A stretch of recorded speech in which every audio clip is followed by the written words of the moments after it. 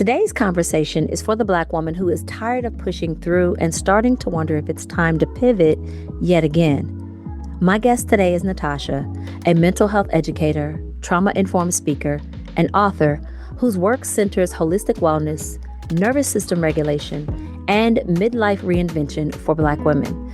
Natasha's journey has required her to unlearn survival mode and rebuild her relationship with rest, boundaries, and self-trust. Her approach weaves mental health, identity, and spiritual grounding into sustainable practices for healing, especially for women who've spent years holding everything together. In this episode, we're talking about pivot energy, how to recognize when something no longer fits, how to reinvent without collapsing, and how Black women can reclaim wellness in ways that feel grounded, culturally affirming, and deeply freeing. Natasha, welcome to the Melanin Wellness Podcast. How are you today? I am doing great. It's great to be with you today. Thank you so much for joining us here and being a part of the Melanin Wellness Podcast fam. So when you think about the word pivot, because that's what we're talking about today, what does it mean to you now, not earlier versions of you, but who you are in this season? The first thing that comes to mind is courage.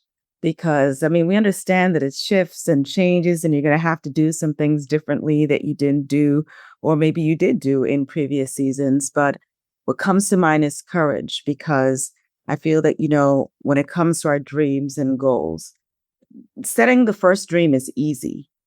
What's challenging, what requires courage is actually to pivot again, to dream again after life has taught you what it's like to fail and how it feels to fail. And life has taught you that dreams can be deferred or denied. Having the courage to then even consider pivoting again, that takes some work. Absolutely, because having the courage to pivot repeatedly, it takes a lot of guts. It really does. It does, because it does. It's very discouraging when you have to continuously pivot. So can you touch a little bit on a time in which you had to pivot? I feel like I'm on my 19th pivot, career-wise. And here's the thing. It's easy for people to pivot when you have ideal circumstances. You got enough money in the bank. You're not in a rush. You can just take your time and figure out what you want to do. That's easy. But for example, with job loss, if you're transitioning from one position to the next, many people don't always have, 3-6 months to just take their time and figure out what they want to do next. No, you've got to do it quickly. And how, depending on the circumstances that is fueling that pivot, you are battling transitioning into a new career while dealing with the emotions of where you had to leave, while dealing with the pressures because life keeps lifing, the bills keep coming. It's a lot. And in times when I've had to transition from one position to a next, I would have loved to have been able to just sit and settle for a while. Sometimes I was able to, but many times I had to battle job hunting with the frustration, the trauma of the past situation, with bills keep, coming, with questioning, is this what I want to do? Who am I in this chapter? Do I have the strength to go one more round in a corporate world? And it's a lot. It's a lot. Yeah, it definitely is. That is something that I feel like a lot of women are facing today.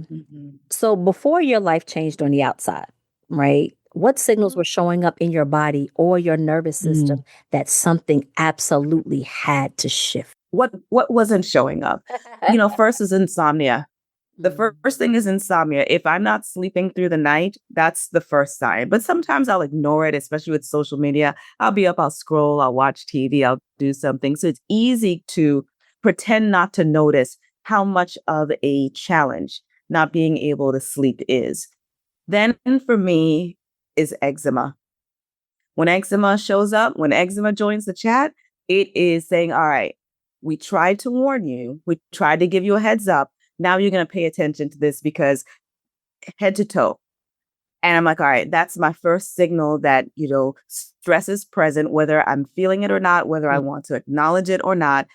Then there is, I'm either eating too much or not eating at all.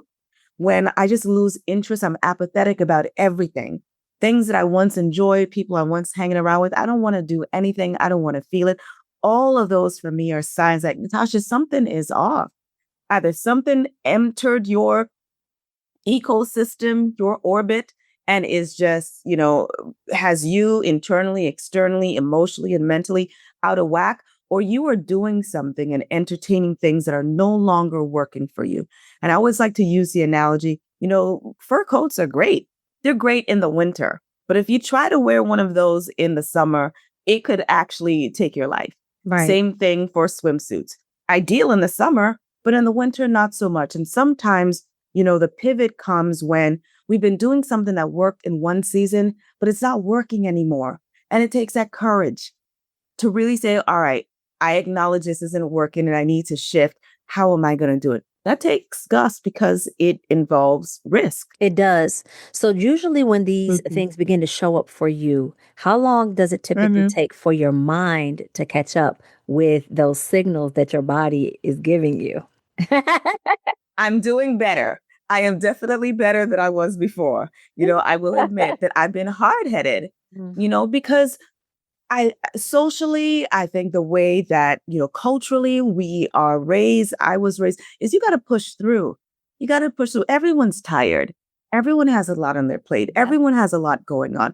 Okay, so you didn't sleep. Maybe you'll sleep tomorrow. You'll take a nap and then you'll get better. I have learned over the course of definitely the last 10 years to pay attention to my body. Because when I'm getting the physical symptoms, it's usually a signal, the red flashing light of your mental health is declining. Your emotional health is declining. And if you don't get all hands on deck really soon, you're really going to feel it and it's going to derail you. So I'm better, a lot better at noticing, okay, all right, I don't have to wait for full body eczema. I just noticed the patch.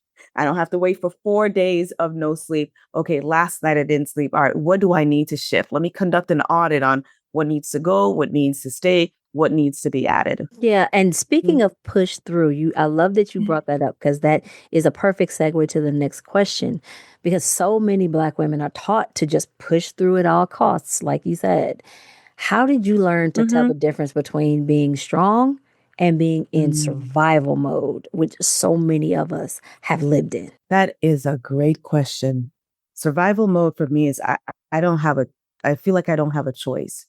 Like I have to keep going. I have to push through. Just facing obstacles, facing and doing life and being strong or resilient, it doesn't feel like life or death. I actually can give myself some grace, some compassion in the moment to say, yeah, I know this is hard. I know this is challenging. We're going to take a nap tomorrow, but let's just go ahead and get this part done. But when you're in survival mode, there is no choice. There is no plan B. There is no option. And I think for many women, men are told to suck it up, keep going, keep pushing. Yeah. And that is to push through the external circumstances that they are dealing with. I think for women, we are told to be strong, no matter what's going on internally, externally. Be strong, deal with it, keep on going, even if it hurts. There's really no time to pause. And I think that's unique to Black women, which is so unfortunate. Yeah, I agree. I agree. It is definitely a frustrating thing. So, what did staying in places that no longer fit for you? What did it cost you mentally, physically, spiritually? I'm remembering a video that I made April 2022. And in it, I said that I want mutually beneficial relationships or immediately no, because I'm tired of recovering from people. Yes. I think April 2022. Yes. I'm done. Y'all. I'm done. Oh I my don't have Oh my God. Listen, that was don't a have it. word right there. Golly. I'm tired. Yes. Mutually beneficial. It doesn't have to be the same thing. I give you a shirt, you give me a shirt. Right. But I got to begin something out of this, or it's immediately no, because I don't have another round of hurt in me. I don't have another round of recover from people. I don't have it. I don't even want to create space for it. So April 2022 was a defining moment for me where I just let things drop. I resigned from things. I left things. I quit my job. People probably call it that I ghosted them, but I was fighting for me.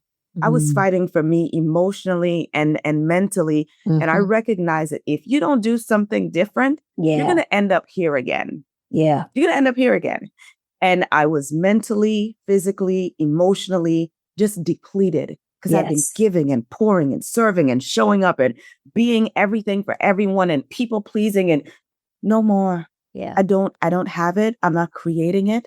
And I been between 2021 and 2022, organ failure, sepsis, pneumonia, overworked during the pandemic, working 16, 17, 18-hour days because I felt I just had to show up. No one else was going to do it. The people need me. I'll just do it. No, I was giving and pouring to everyone, and I wasn't even on my own to-do list. I Most had a times we're to-do not. list for everyone, everything. Yep. Not anymore. Not anymore. I unapologetically take time and make time for myself first because for years I talk about, what the flight attendants say, secure your oxygen mask first. I would say that. I Yeah. wasn't doing it Yeah. until I was completely out of breath, Yeah. literally. Yeah. Yeah. I Mhm. call that my emotional tax bracket. If you're not in my emotional tax bracket, I'm good. I don't have the energy to expand on things that are that we are not aligned. I Yeah. can't. I have an emotional tax Yeah. bracket. It is high. And listen, just because you're not in that does not mean you are not a good person. That just means that we cannot exchange energies because baby, my energy is expensive. Yes. I love that. Yeah. Yeah. Emotional tax bracket. Yes. Because people do drain you. Yes. And you know what? Sometimes people who were great in one season, Mm-hmm. they're not what you need for this season. And Right. it doesn't mean that they're a bad person. It just means Right. you need different stuff right now. And that's okay. Mm-hmm. Exactly. Yeah. Exactly. So was there a moment that came Mm-hmm. that was your specific aha moment when you gave yourself permission to just say, you know what? We're reinventing again. Even if it don't make sense to nobody else, I really could care less. Expand a little bit on Mm-hmm. that because you touched on that just a few moments ago about Mm-hmm. 2022. I feel like I've had several of them. Mm, 2022 was the most recent one for sure, yeah. where I just stopped and had to ask myself some tough questions, not even about my professional capability, but why I was allowing certain things to happen. Why was I not being a good self advocate? Why was I not speaking up? Why was I just pretending not to notice? What was it about me that allowed me to remain in spaces where I was clearly being injured? But again, with the workplace, that's one relationship where people expect you to get back into after you've been abused. Now, if you're in an abusive, intimate relationship, take some time. Don't start dating. You Yeah. just got divorced. We give space. But when Yeah. it comes to work as well, you got to get another job, put your resume out there. Yep. Oh, it was awful. Yeah. It was awful. And I left my job. It was Easter Sunday when I submitted my resignation. It was also my birthday. And I said, I'm done. I cannot do this anymore. I was journaling and meditating and praying. And, what came to me was, do you want peace or do you want to be right? I want peace. Yeah. And so if right means you just take it and I just walk away, then that's exactly what I'm going to do. And that's what I did. And it took a while. It took prayer, therapy, coaching, journaling, meditate, some rage, some hard conversations with myself about what I allow, how I see myself. Had to go look at my own resume, remember who I am and what I do and where I've been, have to build up my own self-esteem. And it's not just a one and done. It's not like, you do it one time and you're Yeah. good. When Yeah. you've gone through something, it requires daily reflection, daily repetition, daily reminders, because some pivots are easy. Oh, Yes. just a lateral move. Yep. Some pivots take you completely out of where you've been. and they require the extra. They absolutely do. Absolutely do. So, Mhm. what, in your opinion, gets Mhm. better when we stop resisting this season? Like when we know that change, because I believe that we all know when it's time.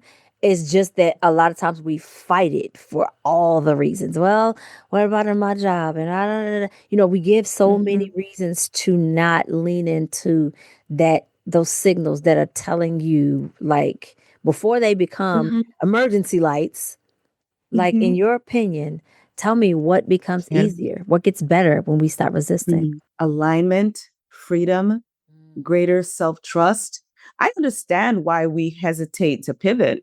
We hesitate because there's significant risk involved. There's a Yes, lot of fear. Usually yes. there's uncertainty. Mhm. Maybe there isn't any support. But as soon as you say, you know what, I'm scared, but I'm going to do it scared, I'm Yeah. going to take the step, then there's a level of self-trust that develops, that builds in you, that allows you to fuel other pivots and to fuel other goals. Like, nah, I did it then. I survived that. I handled that. I'm going to do it. I also think it's greater alignment. There is a relationship that we have with ourselves. And when you can trust you to be as good to you as you had been to other people, it is a confidence that is birthed that, like, no matter what happens, I'm going to be able to handle it. I don't care what goes on. I'm still going to win. Even if you think I lost, I still win. And we get signs before the pivot. Yes. That discomfort that shows up, Mhm. the irritation, Yes. the things we notice, a snide comment here, you know, tired, and not wanting to get out of bed over there or whatever it is. We notice it. My two last jobs, I stayed too long. I knew it was time to leave, but I wanted to keep doing more. I wanted to stay. I wanted to remain. I had things that I wanted to do there, but my season was up. It was Mhm. clearly time for me to leave. Yeah. And sometimes it's a great mission. It's great work that you're doing, but you're needed elsewhere. I was Mhm. needed elsewhere. It was time for I had outgrown it. Yeah. Time to go. But I stayed. And that forced a pivot. Painful. I'm not gonna go through that again, but I Yeah. learned. Yeah. Yeah. So for a woman listening to you telling your empowering story about pivoting, and she's feeling that Mhm. nudge, like, okay, yeah, I see it, I hear it, I feel it, but she feels like I can't Mhm. blow up my whole life just yet. What are some small Yeah. nervous system safe ways that she can begin Mm. planning for her pivot? Yeah. For us, for Black women, pull out your resume first. Mm, Because sometimes we need to be grounded in fact. Sometimes we're not ready for the affirmations. I am amazing. I am beautiful. I am courageous. We're not ready for that yet. right. So pull out your resume and just see some facts. I have the degree. I have the degrees. I've got the certifications. I have the years of experience. I'm Yes. well traveled. I'm endorsed. I've got these references. You need to remember sometimes when we can't remember who we are for ourselves, let's look at what other people have said about us. Yes. Let's look at the tangible things that we've done. Start there. And then we can start going into affirmations. And again, it's hard for people to say, and I am smart, I'm capable. So I ask people, what if you phrase it as a question? As a, what if you are smart?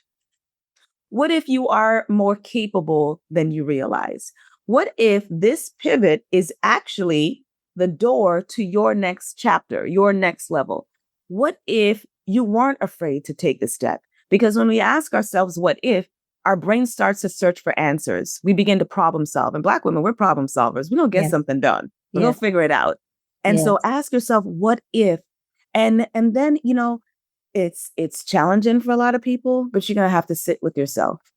You're going to have to face some of those fears. Are those fears tied to just you not feeling worthy and good enough? Is it tied to something an old boss said?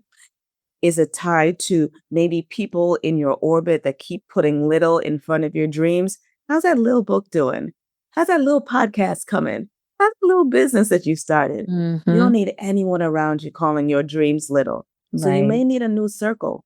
You may need to listen to some podcasts that fuel you and pour into you and remind you that You were born with the stuff. You're born with the stuff to handle your next season. So those, and then lots of self-care in whatever way that means for you. For some people, it may be getting their nails done. That's not self-care for me. Might be a massage, might be just walking, taking a walk outside, going to the beach, depending on where you are. But do something that pours back into you, that fuels you enough so that you're able to say, yeah, okay, I'm ready. I can take the next empowered step. You don't have to do everything, but just the next step. Yes. Yes. So you were talking a lot about the phases of self-doubt but using it as information instead of failure, going back and looking at your data that only you possess. What questions Mhm. should doubt be prompting us to ask instead of Mm. silencing ourselves and being like, well, I can't, or maybe I'm not? What should that be triggering for us? When doubt shows up, the first question that should come up is, why are you showing up now? Why is doubt coming up Mm, right now? Because yeah. you're not doubting when you go in the kitchen to make a sandwich. You're not doubting, okay, let me just make some eggs real quick. You're not doubting going to the grocery store, but you're doubting transitioning to a new role or a new job. You're doubting writing the book. You're doubting starting the podcast. You're doubting, should I get into this relationship? Why? It's showing up now because you're on the verge. You're on your next growth edge. This is showing up to tell you, yeah, you have permission to proceed. You're ready. I'm not thinking about going to space and joining NASA. That's not something for me. But it may be the doubt shows up for me when I think of, okay, yeah, to write that next book or to submit that speaking proposal or pitch. Maybe it's showing up as, you know what, they just opened up, the portal for promotions and there's a position I want, but I don't know if I should go, if I should do it. Yes. If you weren't ready, you wouldn't be thinking about it. So if doubt is showing up, ask why now? What, okay, maybe this is my step. This is a thing that I'm supposed to do. Yes, it is. I love that. I really, really love that. Mhm, So tell me what mhm. boundary had the biggest impact on your ability to pivot without Mm. collapsing? Saying no. And saying no isn't punitive. It's not punishment. It's not, I don't like you, so stay away from Right, me. right. Saying no gave me back. And when you have lived a life like so many of us have, where we are given, doing, pouring, sharing, serving everywhere, family, extended family, church, work, volunteering, PTA, boards, everyone is getting some of us. When do we get some of us? I Mhm. can tell you, April 2022, I watched a lot of TV and I enjoyed it. I did nothing and I allowed myself to do nothing, just to watch TV without my cell phone, without a notepad, without a computer, just to relax, just to get comfortable with stillness, just to be comfortable with not ripping and running Mhm. constantly. Mhm. I had utilized my settings on my phone for do not disturb. Again, it's not punitive, but even if I am sitting on the couch watching a movie, if I'm just staring at the wall, I'm still busy. I'm busy for me. And so saying no, and it wasn't overnight. I had to grow into being comfortable with people being disappointed, with Yeah. people wanting access to me.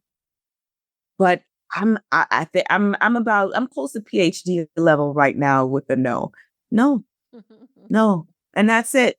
I don't have to give an no because I really want to rest. No, because I've been tired. No, because in this season of my life, no, I'm not going to be able to do that. Thank you for thinking of me, but I won't be able to attend. Yes. No, Yes, no does not require a quantifier behind it.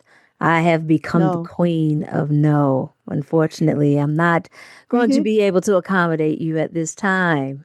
And there is No. something so freeing in leaning into Mm. that. So, how do you Yes. know when the pivot is actually integrated and it's not just a version of working yourself in a whole different direction? Because high functioning Black women fall into that trap all the time. I did it over and over, and I believe that you repeat lessons until you get it. Yes. And in every job that I've ever had, I come in like the fire hose when I'm just supposed to be a faucet. I want to learn everything. I want to do everything. I want to fix everything. I want to be everything to everyone. I want to show you. And April 2022, one of the hard questions that I had to sit with was, why you keep doing that? Why do you keep showing up as the worker bee? What is that about? And I realized that I have led so much with my human doing that I didn't know how to just be, how to just show up and take up space without making myself useful, without earning, respect because of my productivity. Look how useful I am. Look how much I can do. See, do you like me now? Yeah. Yeah. No, just show up. Just show up. But I get it, because when you have been in spaces where you've been invalidated, where you've been ignored, you want to show up and like, no, this is what I can contribute. And then people get accustomed to you contributing and they expect you to contribute. So when you don't want to contribute, like a couple years ago, they were talking about quiet quitting. How am I quiet quitting when I'm showing up on time and leaving on time? Yeah. What you're saying is you just notice that you're not getting the free labor. You're not getting all the extras. Yeah. Okay, got it. No, I had to realize that I do a lot from trying to prove my worth, trying to prove that I'm worthy, trying to prove that I belong, trying to prove. Anytime that shows up, anytime I notice it, I get rid of it as soon as I can. I'm going to do the opposite. If I was about to say something, no. And so, it's fully integrated is when you like, okay, I got the lesson. I recognize how I did it there and there and there. Yeah, I'm doing it differently this time. And it's not defensive. It's not like, oh, I'm going to make sure they're not getting the best of me. No, it's like, oh, I'm saving some time for me. I'm going to do this and I'm not going to be burned out at the end of the day. I love that. I love that. So can you tell me a little bit about your book, Imposter Syndrome? I think that this will be a great way for us to conclude our conversation. Just a little snippet about the book, because we have so many ladies out there wearing that cloak. Imposter syndrome is your green light, why doubt is your superpower. I wrote it for me first because I recognize that despite all that I've done, all that I've accomplished, there's still a part of me that shrinks. Yeah. There's still a part of me that hides in the shadows and isn't fully stepping into opportunities, is self-selecting out of certain rooms.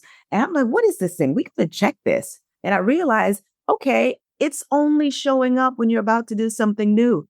It's only showing up when you feel that it's a high stakes moment where you actually care. So what if we reframed it?